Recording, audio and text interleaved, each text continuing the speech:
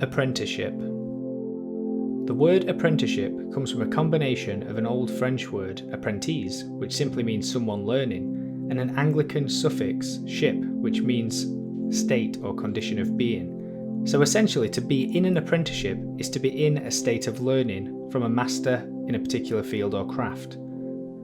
Apprenticeship is the mechanism by which we as a society pass on skills from one generation to another. Trades and crafts live or die on their ability to effectively transfer high-level skills to the next generation of tradespeople.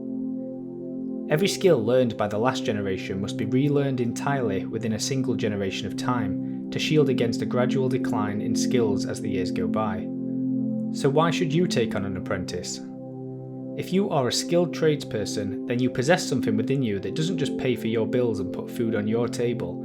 It can feed and clothe and house an undefined number of families stretching almost infinitely into the future. You carry a sacred baton that was passed on to you at some point, and it's our duty as tradespeople to pass this baton on to somebody else to ensure those vital skills make it into the future.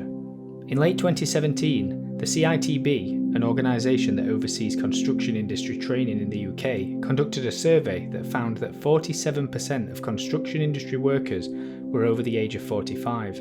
This number is alarming and a stark reminder that if we don't begin to take control of the passing on of our skills, no one else will. Back in 2006, I started my plastering apprenticeship. It was the most difficult job I ever had. But after the initial shock of doing real work wore off, I began to absolutely love my job. I worked with various plasterers during my apprenticeship, and I learned something from each and every one of them. Even though I hadn't realised it at the time, I was absorbing information that had been passed along an unbroken chain of plasterers since the trade of plastering began. That knowledge still serves me to this day, and I eventually decided it was time to pass on my skills and experience to an apprentice of my own. It was 2019 when I finally bit the bullet. I had a call from a guy in my local town hoping to land a job with a local plasterer, and I was the first one he tried. Luckily for him, I was actually looking for someone. While the idea of involving a college in my business was daunting, and if I'm a little honest, quite frightening, I did it anyway, and it was one of the best decisions I've ever made. My apprentice was eager to learn and ambitious, which really helped, but the surprising thing was the sense of meaning he brought to my working life. I wasn't just working anymore, I was teaching. I had to figure out how and why I did the things I did with my trowel, and I hadn't considered these things for years. I just did them. Now I had a guy asking why, and I began asking myself.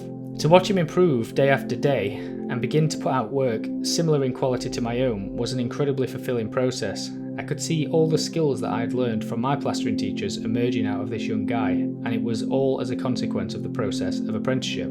A few years later, and now he's out in the real world on his own, doing the very thing I did, teaching another guy the trade and building a great life for himself and his family. As well as being incredibly fulfilling, there is also a lot of support available for you to take on an apprentice of your own. If you're CITB registered, you'll have access to pretty large grants that will help you with all the costs of taking on an apprentice. On top of the grants, you now have an extra worker to utilise, which as well as learning your skill, they must also learn basic tasks like cleaning up, organising tools, and most importantly, making a good cuppa. These small things can really help a workday run smoothly, and eventually you'll wonder how you ever managed without the extra pair of hands. Apprenticeship is a two-way relationship, and you are offering them a wealth of experience, skills, and general work philosophy. So while your apprentice isn't your personal assistant, it's not unreasonable to expect them to work while they learn. If you're a young person who isn't currently considering doing a construction apprenticeship of your own, then I urge you to ask yourself why not. Construction offers all kinds of different paths for you to take, so whatever your interest, you'll find something in this industry for you. Not only will you earn while you learn, but you'll also be exposed to priceless knowledge that if you pay attention to, will open doors for you for the rest of your life. We often ask young people what you want to be, and I think the best thing that you can choose to be is useful. Being useful gives you a place in the world. It means people see value in what you do, and it gives you a purpose. No matter how small your role is to begin with, it's something that can be done well, and if done well, people will notice. For example, I'm a plasterer by trade. I could say I'm just a plasterer, but that's looking at it in totally the wrong way.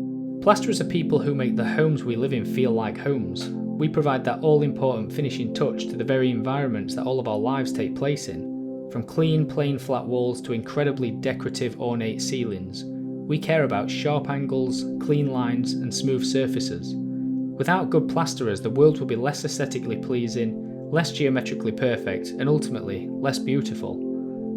So whatever particular thing you choose to be, make sure you choose to be useful. If you want to find out more about becoming an apprentice in construction, you can visit the Go Construct website, which offers tons of advice and information about starting your journey as a construction apprentice. And if you have already decided that you want to do this, then start contacting employers right now. It's never too soon or late to get the ball rolling and start building relationships with potential employers. We are heading into the future whether we like it or not, and someone has to build it, and build it well. We have great builders today because of the great builders of the past, and the future we are heading into will be determined by the great builders of today, ensuring we have great builders tomorrow.